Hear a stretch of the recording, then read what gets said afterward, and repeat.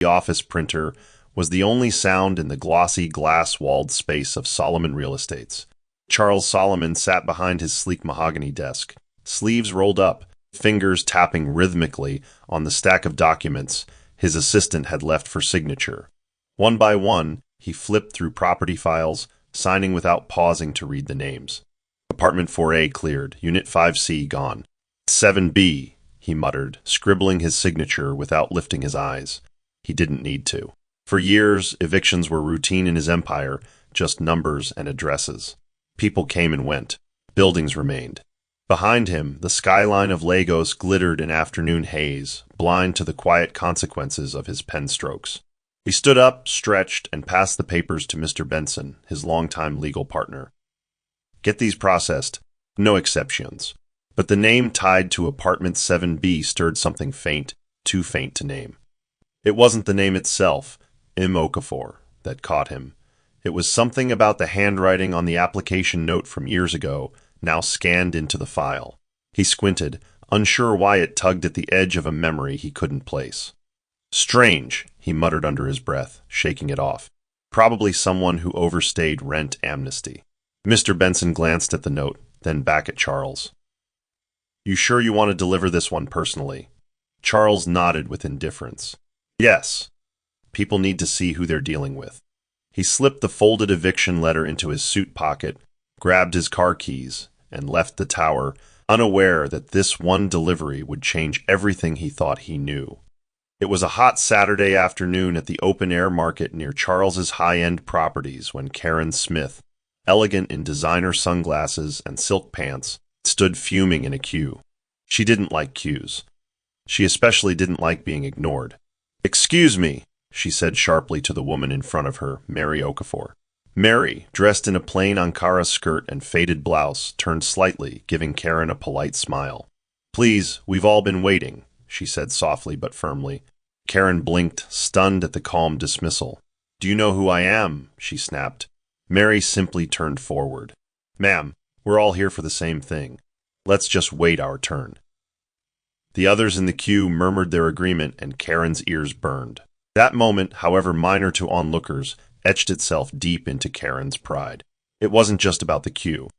It was about being told no by someone who didn't wear perfume that cost $300 or heels crafted in Italy. That evening, Karen sat in Charles's luxury apartment, legs curled beneath her, sipping wine.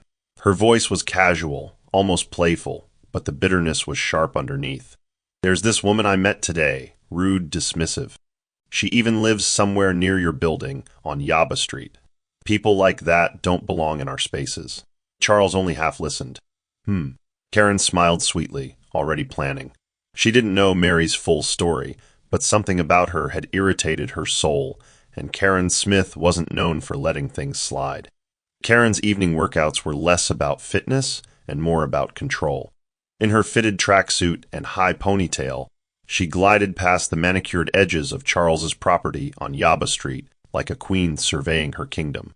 The estate's peace was part of her routine, until one Tuesday evening, she slowed her pace in front of a weathered building with peeling walls and a flickering corridor light. Her eyes locked on a woman emerging with a small plastic bag, a boy clinging to her hand. The woman didn't notice Karen, but Karen noticed everything. The same calm face, the same plain blouse from the market. Her gut twisted. "What is she doing here?" she whispered, heart thudding. Her eyes dropped to the key dangling from the woman's finger. Unit 7B. The boy, slim, dark-skinned, with striking eyes, looked up at the woman and asked, "Mummy, can we have bread tonight?" Karen froze mid-step. She couldn't explain why that boy's face unsettled her. There was something unnervingly familiar in it, like a face half-remembered from a childhood dream. She lingered behind a parked car, watching them disappear into the building. Then, fuming, she turned and walked back toward her car, dialing Charles's number. He didn't answer. Instead, her thoughts raced. That woman, that boy. Living right under their nose? She clenched her jaw. It wasn't just about the queue anymore. Karen could feel it. This woman was closer to Charles's world than she appeared, and something about that boy was not sitting right with her soul. Dinner was quiet at Charles's penthouse that evening. Karen had dressed in her softest silk robe, poured his favorite scotch, and even lit the candles he liked, subtle gestures she employed when she needed his ear. He was nursing a headache when she started. "There's someone living in one of your older flats. Apartment 7B, a woman. I saw her today again," she said softly, tracing her finger around the rim of her glass. Charles barely looked up. "And," Karen exhaled lightly, "she's unpleasant, disrespectful. She embarrassed me once in public. And now she's squatting in your building. It's beneath you, Charles." Her voice dripped with concern, like she was doing him a favor. Charles leaned back in his chair, arms crossed, unconvinced, but intrigued. "We don't personally vet tenants, Karen. If she's there, she must have come through proper channels." Karen tilted her head, letting her silk robe slip just slightly. "I know, but still, think of your image. Letting someone like her live on your property? It just doesn't look good, especially now." She didn't say it outright, but she didn't have to. He was on the short list for a major development deal, and whispers of poor management could cost him. He sighed and poured himself another drink. "Fine, I'll look into it." Karen smiled, not triumphantly, but with the quiet pleasure of a seed well planted. She didn't need to push too hard. Charles always did the right thing when power and image were on the line. The next morning, Charles sat in the back seat of his SUV, flipping through digital files on his tablet as the driver navigated the narrow streets toward Yaba. His schedule was packed, and he hadn't visited this part of town in years. Still, he felt oddly drawn to this particular stop. "I'll handle this one myself," he told his assistant, who raised a brow but didn't question him. The eviction letter for Unit 7B sat folded in the breast pocket of his blazer. As they neared the building, the air changed, humid, thick, buzzing with afternoon traffic and scattered noise. It wasn't the world he occupied anymore, yet it once was. He stepped out of the car, adjusting his cufflinks, and scanned the rundown exterior of the building. Children ran past barefoot, chasing a worn-out tire. An old woman swept her corridor, humming under her breath. Charles walked up the concrete steps, his footsteps heavy, not just from the climb, but from the strange unease curling in his chest. Apartment 7B had a cracked wooden door, its paint chipped and peeling. He raised his hand and knocked, expecting the same annoyance he often received from defaulting tenants. But when the door creaked open and his eyes met the woman standing there, his body stiffened. The woman's face stirred something dormant inside him, unsettled recognition, blurry but persistent. And then a boy peeked from behind her, and Charles's breath caught. It was like looking in a mirror from another lifetime. The hallway was dim, the light above flickering like a failing heartbeat. Charles's mouth opened slightly, but no words came out. Mary Okafor stood at the doorway in a faded floral wrapper, her eyes narrowing in confusion, until realization slowly dawned on her. She didn't flinch. Her grip on the doorknob tightened, though, as if steadying herself. "Charles Solomon," she said flatly, like she was confirming to herself that he was real. Charles blinked hard, eyes shifting from her to the boy who'd come to stand beside her, clutching the side of her wrapper. The child had his eyes, not similar, identical. Same sharp brow arch, same chin. Even the faint dimple that only appeared when he looked up like that. "I'm here about the eviction," Charles finally managed, voice tighter than he intended. Mary nodded slowly, unmoved. "I know," she said. "I saw the letter stuck to the front gate this morning. You always did like delivering bad news dressed in a suit." Her tone wasn't angry. It was laced with quiet ache and years of restraint. Charles shifted uncomfortably, unsure why the air felt so thick. The boy tugged at her hand. "Mummy, who's this man?" Charles's heart thudded. Mary crouched beside the boy and said gently, "Just someone from the building office." Then she stood, holding the door slightly wider. "If you want to talk, come in. If not, you can stick the paper under the door and leave." Charles hesitated before stepping inside, into a home that was modest, worn, and yet filled with something his penthouse never had: warmth. The apartment smelled faintly of mentholated balm and boiled rice. Charles sat stiffly on a plastic chair while Mary moved slowly, carefully. She picked a sealed envelope from an old drawer and walked over to him.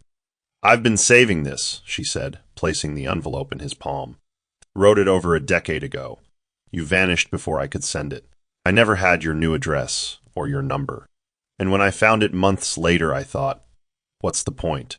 Charles turned the envelope over. It was worn at the edges, like it had been opened and closed many times before finally being sealed again for good. His name was written neatly in the center in blue ink. Charles Solomon. He opened it slowly. The letter inside was dated 11 years ago. Mary had written everything, how they'd met, what happened after the party, how she found out she was pregnant and tried to reach him. I went to your hostel, she murmured, arms folded. But they said you dropped out. Your parents changed numbers. They sent letters through someone named Solly once. Never got a reply. Charles couldn't lift his eyes. The paper trembled in his hand. Her words weren't bitter. They were full of quiet desperation, laced with hope that dimmed line by line. You didn't even know my last name, did you? She asked, not accusatory, just resigned. He shook his head, voice barely audible. No, I didn't. The silence that followed wasn't just awkward. It was the sound of 11 years crashing down between them, echoing louder than any argument ever could. That night came flooding back to him like an old film strip he never watched through to the end. A rainy night on campus. Loud music from the party downstairs. He had been reeling from his father's threats to cut him off and had drunk more than he ever intended. The girl, Mary, was different. She hadn't flirted or danced wildly. She was sitting quietly, reading a pamphlet. Somehow, their conversation drifted from coarse stress to family pressure to loneliness. Her laughter had been soft, cautious, as though she hadn't been used to smiling. Then came the kiss, unexpected, brief, but warm. They hadn't planned the night. It had just happened. And the next morning he left early, not even bothering to ask for her name. I always thought it was just one of those nights, Charles murmured, head bowed. I didn't realize it meant more. Mary sat across from him now, older, eyes tired but steady. It didn't have to mean more to you, she replied, but it changed my life completely. She looked at the curtain where Precious had disappeared to nap. You had the luxury to forget. I had no choice but to remember. Charles swallowed hard. I never even considered you could have. His voice faded. She smiled bitterly. Of course you didn't. Outside, thunder rumbled faintly. Inside, both of them sat in silence. Strangers bound by a single night neither of them truly understood back then, but one that neither could run from anymore. Mary stood near the tiny gas stove, stirring a small pot as steam gently fogged the kitchen window. Charles leaned awkwardly against the wall, the eviction letter still unopened in his coat pocket. You want tea? She asked quietly, not out of politeness but habit. He didn't respond, eyes following the shadow of the boy lying on the couch in the next room. What's wrong with him? Charles finally asked. Mary stirred in silence before answering. He was born with a heart defect. Congenital. We found out when he was 2. He's had 2 surgeries, and he'll need another soon. Her voice cracked only slightly. He gets tired easily, and the cold makes his chest tighten. Charles's brows drew together. The noise of the world outside seemed to still. Mary wiped her hands with a faded napkin and sat across from him at the small table. I do what I can. I sew, take up gigs online when I can find them. But medical bills don't care about your effort. They just pile up. Charles looked down at the floor, ashamed. And you've done all this alone. She gave a small, humorless laugh. Alone is what I had left. Her eyes flicked to his, holding back tears. The reason I never begged you to show up isn't because I didn't need you. I just couldn't afford to hope anymore. Charles sat in stunned silence, a weight pressing on his chest heavier than anything he'd ever felt in a boardroom. The eviction letter felt like poison in his pocket now. This wasn't just some defaulting tenant. This was the mother of his child. A boy who bore his name in bone and blood and was battling for breath while he signed papers to throw them out. Charles didn't say goodbye when he left. He simply stood, nodded stiffly, and walked out the door like a man fleeing a room filled with fire. As he stepped outside, the air hit him like a slap, wet, thick, noisy. Lagos had resumed its chaos, unaware that his entire world had just tilted. He walked past the children playing in the dirt, past the old man reading the newspaper by the staircase, past the taxi drivers yelling for passengers. But he didn't see any of them. He didn't even tell his driver where to go. Just drive, he muttered, eyes unfocused. When the car stopped an hour later in front of a bar he hadn't visited in years, he barely noticed. Sitting alone in a corner booth, he ordered a drink and ignored the curious stares from patrons who recognized him. He pulled the letter from his pocket and placed it on the table. For several minutes he just stared at it like it might bite him if he opened it again. Every line Mary had written echoed in his head. She had tried. He hadn't. He was too busy becoming Charles Solomon, property king of Lagos. Too busy securing deals and topping Forbes lists to ever look back.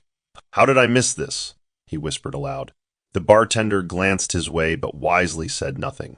Charles ran a hand over his face. This wasn't just about guilt. It was about something deeper. Something heavier. Something he couldn't outrun anymore. He finally understood. Silence wasn't peace. It was the sound of something slowly breaking inside. The next morning, Charles showed up at Solomon Jr.'s door unannounced, his shirt-rumpled eyes shadowed with sleeplessness. Solomon Jr., or Solly as family called him, opened the door with a raised brow. "You look like you saw a ghost," he joked, stepping aside. Charles walked in and collapsed onto the leather couch without a word. "Let me guess," Solly continued, pouring 2 glasses of water. "Karen wants another penthouse, or the stock market gave you indigestion?" Charles didn't smile. He stared at the ceiling before muttering, "If someone handed you 11 years of your life back, could you take it?"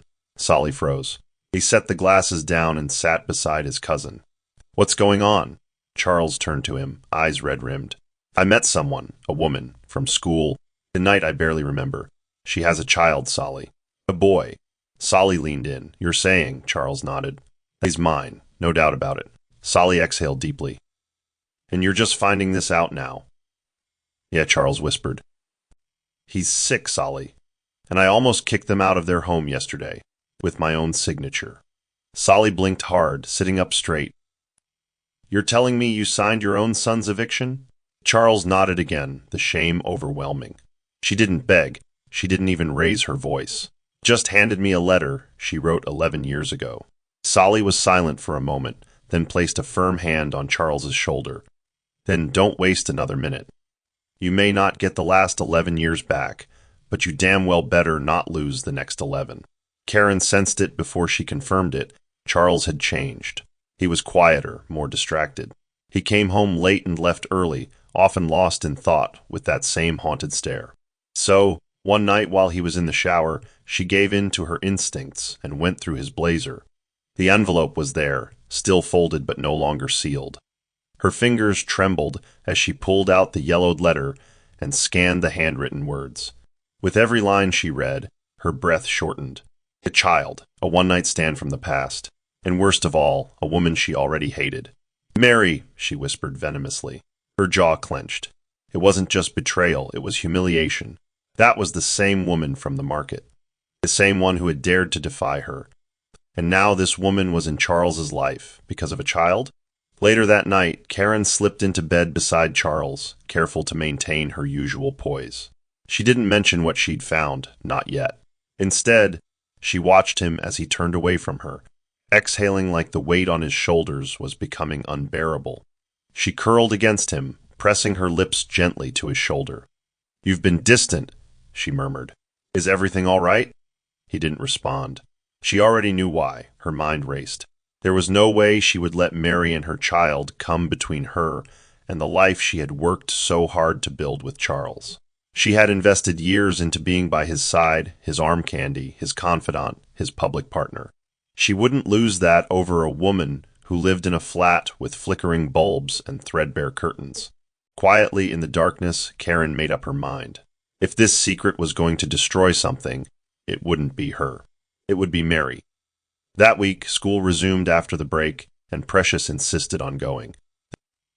"I want to try," he told his mother, holding his backpack with determination. Mary was hesitant, but his fever had gone down, and he seemed steadier.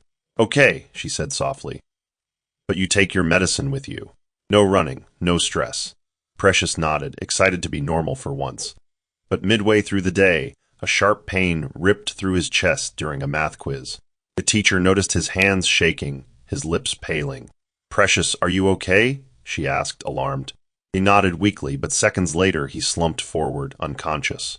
Chaos erupted. The school nurse called Mary in a panic. "Your son. You need to come now." Mary burst through the hospital doors, breathless, tears streaking her cheeks. "Where is he? Please, where is he?" The nurse led her to a ward where Precious lay still, an oxygen mask on his face and wires attached to his chest. Mary clutched his hand and whispered, "Mummy's here, baby. Please stay with me." The doctor approached gently. He went into cardiac distress. The cold and stress overwhelmed his system. "You said he was due for another surgery." Mary nodded tearfully. "Soon, I just needed more time." The doctor frowned. There may not be much time left. Mary's heart sank. And in that moment, as monitors beeped and fluorescent lights hummed above her, the only thing she could think about was the eviction letter still sitting on her shelf. She had protected her son all these years, alone. But now, alone might not be enough anymore. Charles stood at the edge of the hospital hallway, frozen. He hadn't called Mary. He couldn't. He had followed the nurse's message forwarded from a school staffer after Mary's number failed to connect. The second he entered and saw Precious lying unconscious, every doubt, every question, every wall he had built inside him came crashing down. Mary didn't even acknowledge him when he entered. She was by the bed, praying under her breath, holding her son's tiny hand. Charles approached slowly, placing a hand on the footboard. "How is he?" he asked, barely above a whisper. Mary looked up at him, her face stained with tears, and shook her head. "He almost died, and I was still trying to pay the last hospital bill." That night, Charles canceled the eviction.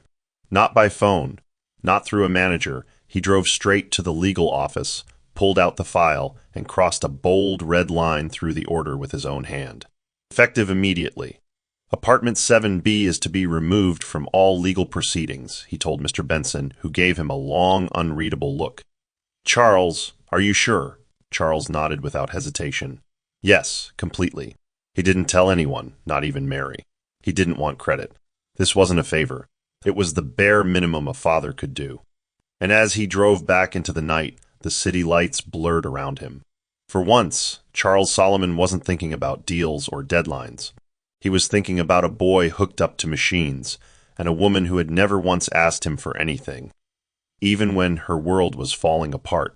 2 days after the hospital incident, Charles returned to the apartment in Yaba, not in a suit, not with documents, but in jeans and a plain black shirt.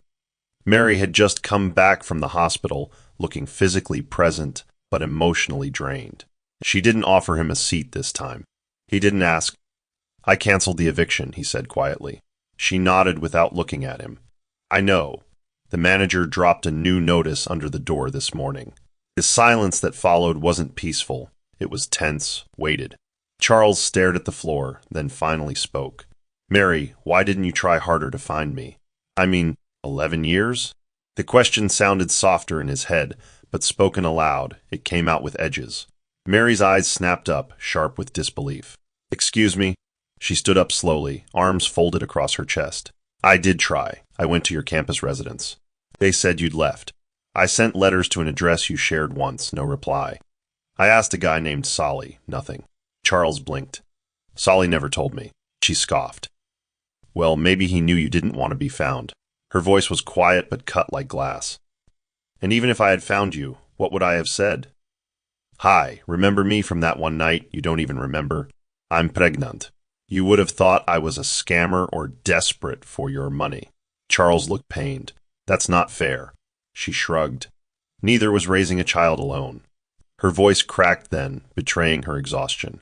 "I stopped chasing shadows, Charles.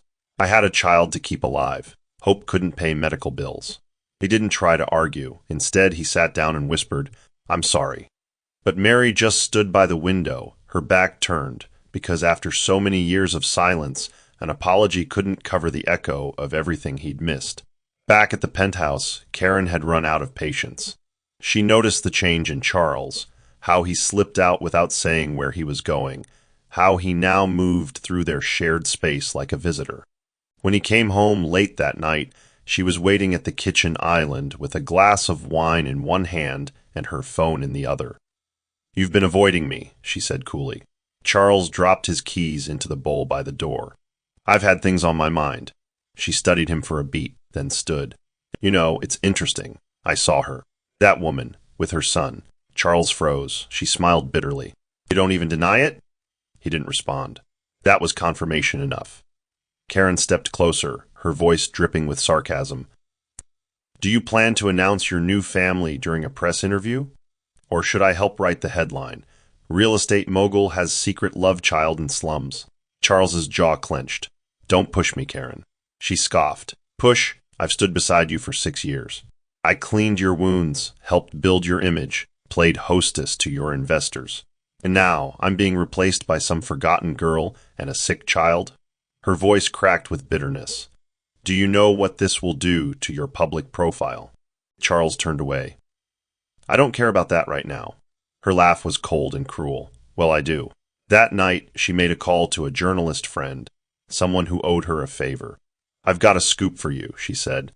Real estate royalty with a hidden past. And there's a boy involved. 2 mornings later, Charles stood in a private clinic beside Mary and Precious. The boy fidgeted in the waiting room, holding his mother's hand while watching cartoons from a small TV on the wall. Mary remained distant, unsure why Charles insisted on the test. You think I'm lying? She asked softly, not with anger, but with quiet hurt. No, Charles replied, shaking his head. This isn't about doubt. It's about closing mouths. Mary understood he was preparing for a storm. When the nurse called them in, Precious looked at both adults, confused but calm. Will it hurt? He asked. Charles knelt to his level. Just a little, but you're braver than I ever was. 3 days later, Charles sat in his office, the envelope in his hands. His heart pounded, not out of suspense, but from the realization of how much it all mattered now. Slowly he opened it. The result was bold and clear, 99.9% probability of biological relationship. He didn't move, didn't cry. He just leaned back, closed his eyes, and exhaled like someone who'd finally arrived after being lost for over a decade. Solly entered moments later and found him that way. It's true, Charles whispered without opening his eyes. Solly walked over and placed a hand on his shoulder. So what now? Charles finally opened his eyes. Now I stop acting like a ghost in my own life. But deep inside, he knew the bigger battles were just beginning, because truth never came without consequences, especially when you lived under the spotlight. The hospital room was dim, save for the soft green glow of the monitor beside Precious's bed. Mary sat by his side, holding his fingers lightly, whispering silent prayers into the quiet. Her body was there, but her mind was heavy, wondering what would happen next.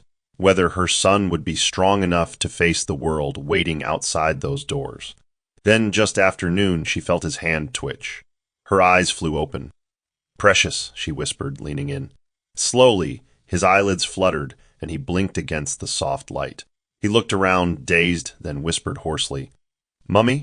Mary broke into tears. Yes, baby. I'm right here. I'm here. A moment later, footsteps approached the room. Charles entered slowly, hesitant. He'd been pacing the corridor for hours, waiting for a sign. When he stepped into the room, Precious turned toward him, his eyes struggling to focus.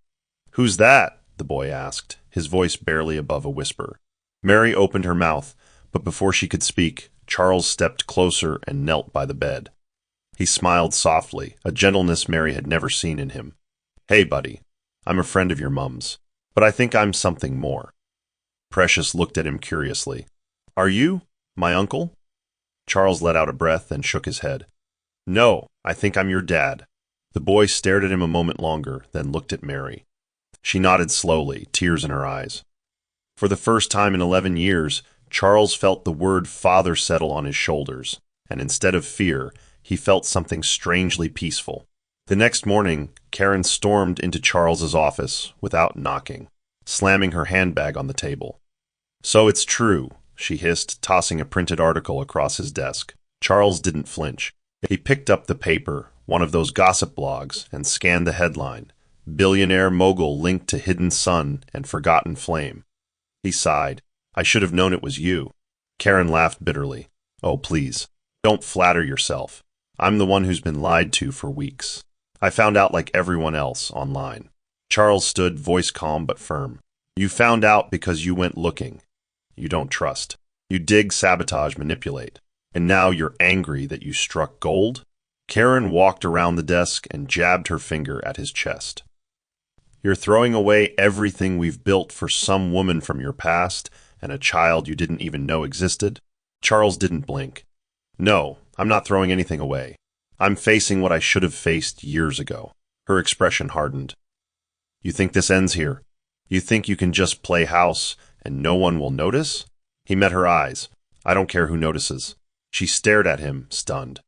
You're choosing them? He didn't answer with words. His silence was louder than anything he could have said. Her face twisted, and then came the slap, sharp, loud, final. Charles didn't react. He simply turned away and said, "Close the door on your way out." Karen stood frozen for a moment, breathing heavily. Then, without another word, she left, but her heart burned with something more dangerous than heartbreak. Revenge. Later that evening, Charles returned to Mary's apartment. He stood at the threshold, unsure if he was welcome. Mary opened the door and stepped aside silently. Inside, the lights were dim, and Precious was curled up on the couch, wrapped in a blanket. Charles sat beside him and brushed a hand over his hair. "He's still weak," Mary said quietly, "but better." Charles turned to her, clearing his throat. "I've set up a fund for his treatment. Anything he needs, medications, procedures, even therapy." Mary's eyes narrowed. "Why?" she asked. "To clear your conscience?" He shook his head. "Because I'm his father. Because I want to help. And because I should have been there from the beginning."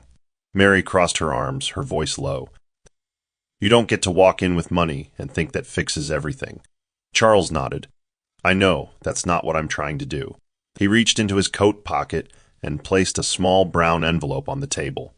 "No strings attached. You don't owe me anything. You don't have to forgive me. But Precious needs help. Let me do something right."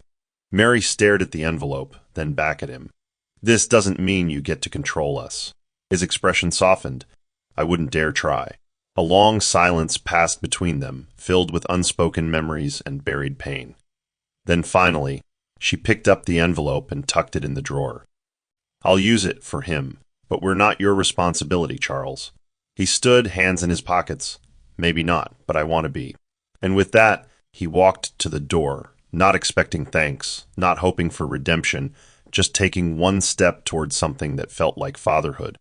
Precious returned to school a week later, still a bit pale, but determined to catch up. Mary had given him strict instructions: no running, no overexertion, and call her if he felt even slightly unwell. At first, everything seemed normal, until lunchtime. A group of boys gathered near the edge of the playground, whispering and glancing at him. One of them, bolder than the rest, finally called out, "Hey, Precious, is it true your dad didn't want you?" The laughter that followed wasn't loud, but it was sharp. Precious froze, his sandwich falling from his hands. "My dad came to see me," he said quietly. The boy shrugged, smirking. "Yeah, but where was he all this time? He rich and left you to live in this dump." More snickers. Precious's heart thudded in his chest. He turned away quickly, blinking back tears, and locked himself in the nearest restroom. Mary got the call from the school counselor an hour later.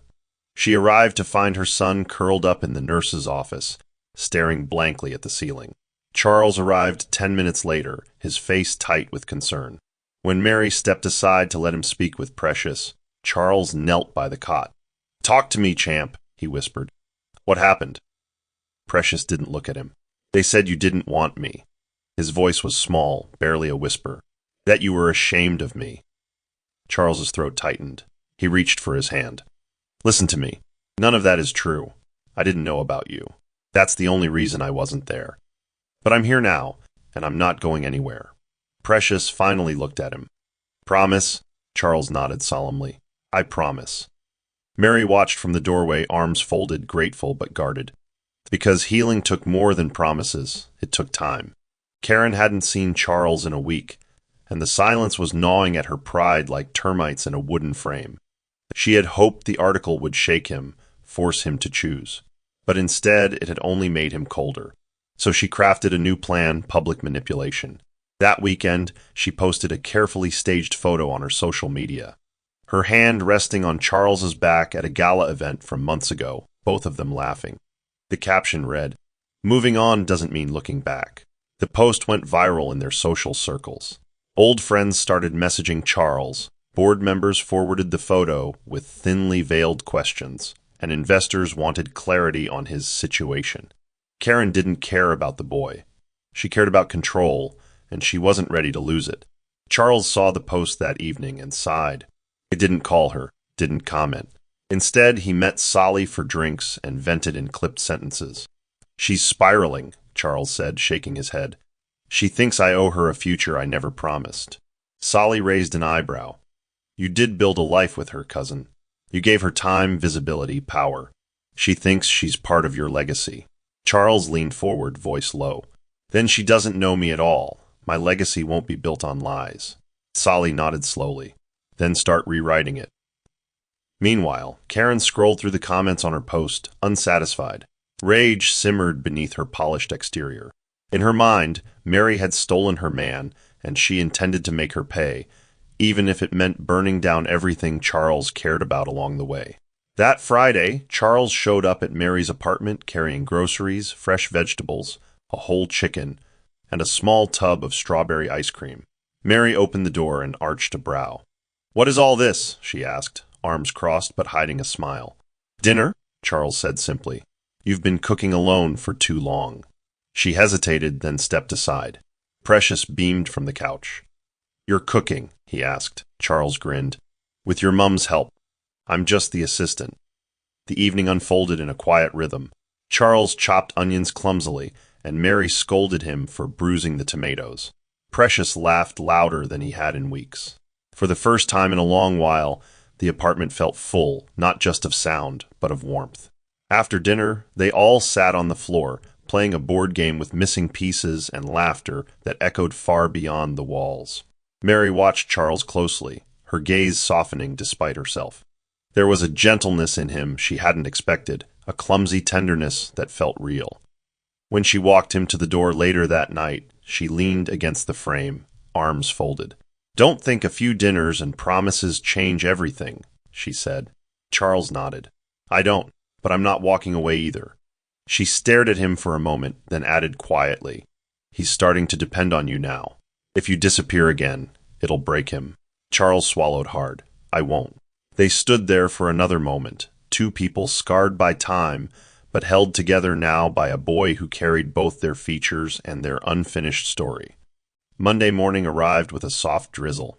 Mary adjusted her head wrap in the cracked bathroom mirror and took a deep breath. Today she had a job interview, her first in almost 7 years. Charles had offered to drive her the night before, but she declined. "I have to walk in on my own merit," she told him. He respected that. Still, he waited in his car 2 streets away, just in case. Mary entered the design firm in a borrowed blazer and shoes a size too tight. The receptionist barely looked up. One moment. Minutes stretched into nearly an hour before someone finally emerged and called her name. Mary stood and smiled, clutching her portfolio as if it were armor. Inside the conference room, 3 interviewers scanned her resume, their expressions unreadable. "Your experience ends in 2016, one of them said. Mary nodded. "I took time off to raise my son. He was born with a serious condition, and we understand," another interrupted, not unkindly. "But in our field, continuity is key. Trends evolve. Techniques change." Mary nodded again, this time more firmly. "So do people. And I haven't stopped learning. I taught myself the latest software. These designs are from this year." She handed over sketches, her hands trembling slightly. As they flipped through them, something shifted in the room. Curiosity replaced skepticism.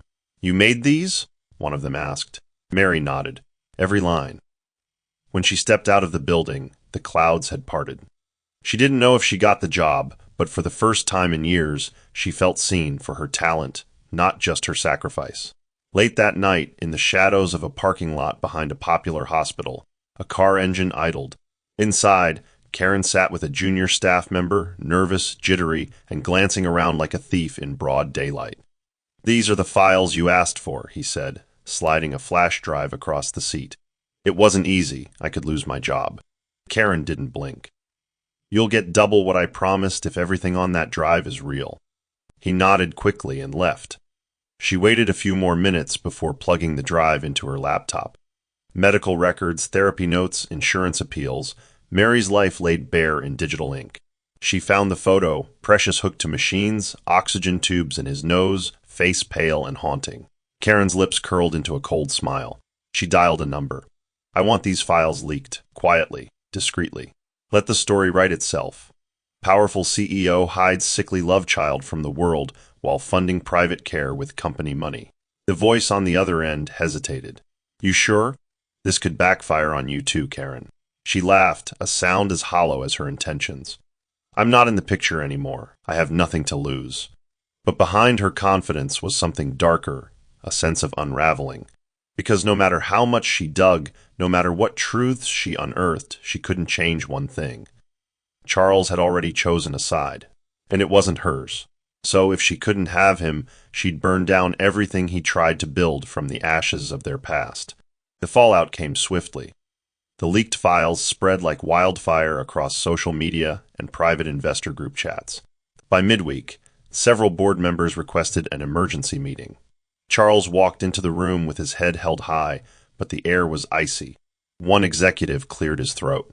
Charles, we've supported you through everything. But these revelations...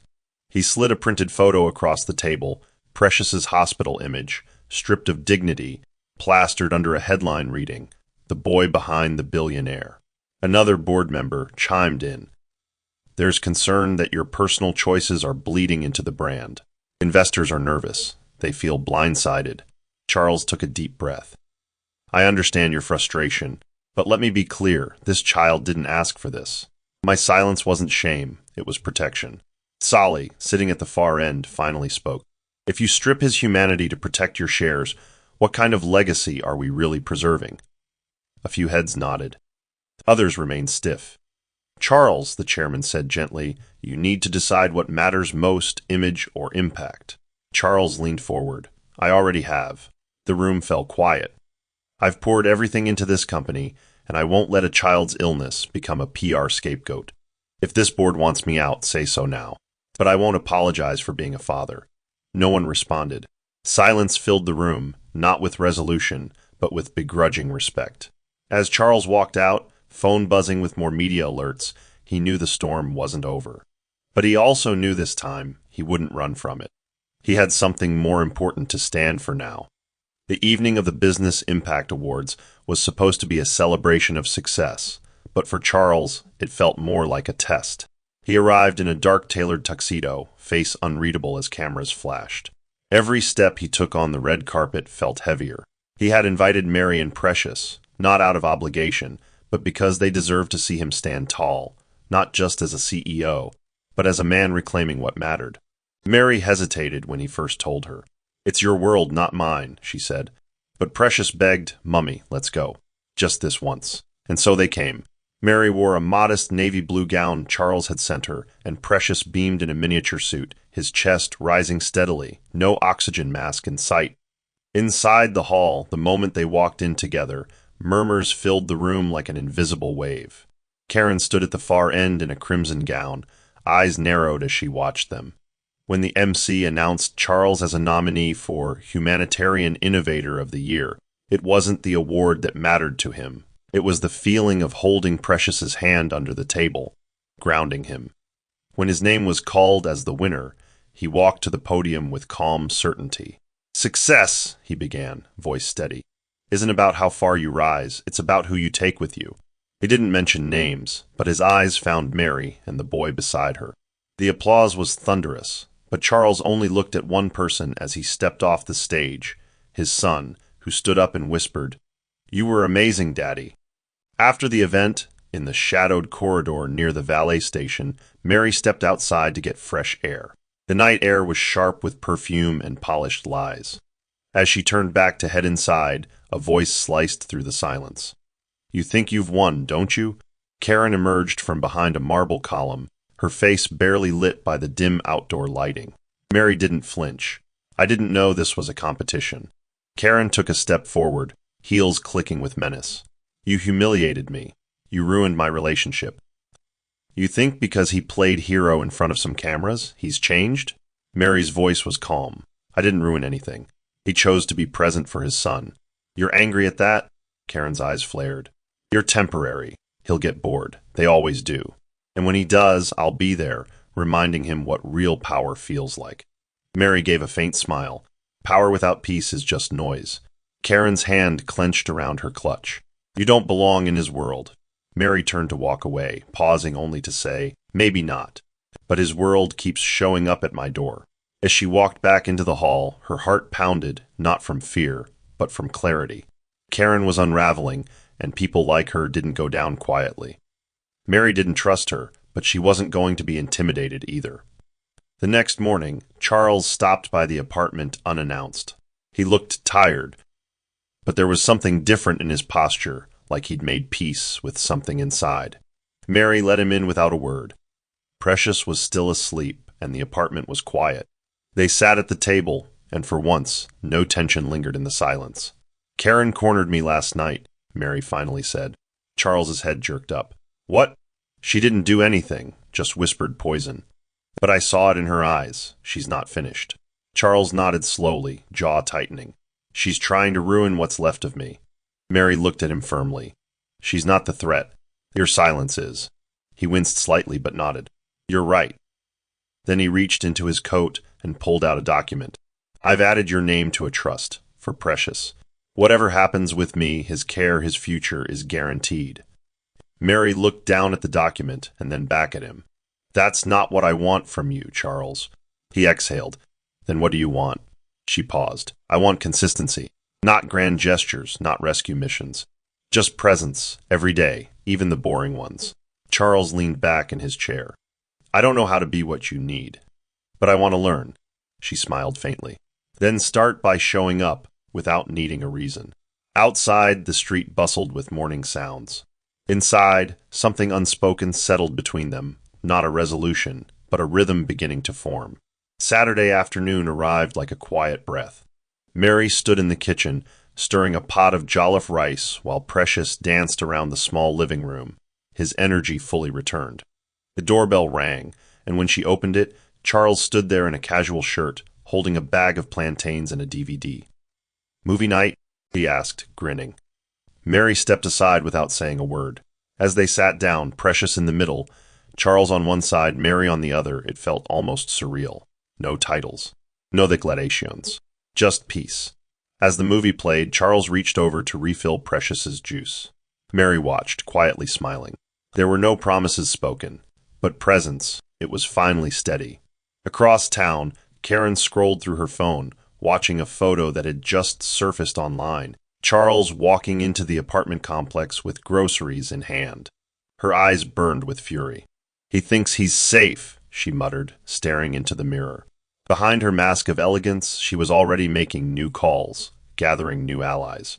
This wasn't over, not to her, but back at apartment 7B, laughter echoed from the tiny living room.